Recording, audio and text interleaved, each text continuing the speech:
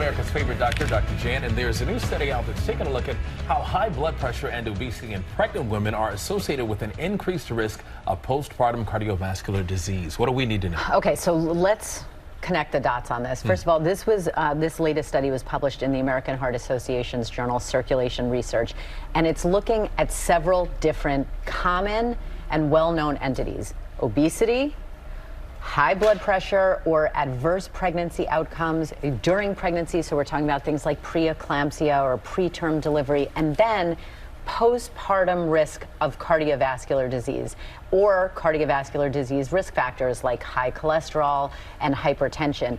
So we know that there's a link. We didn't know which came first, which caused what.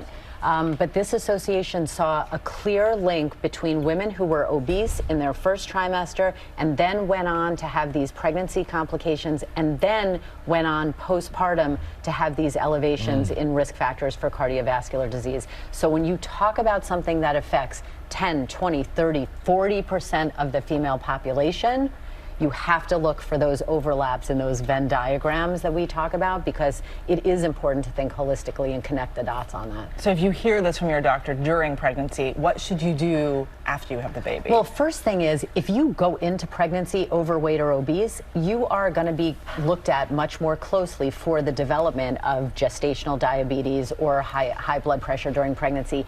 Postpartum, after delivery, we call that in OBGYN a failed stress test, because it's your body already showing you, look, things might be coming down the road, so more screening for blood pressure, glucose, high blood pressure, and active and aggressive management is the key.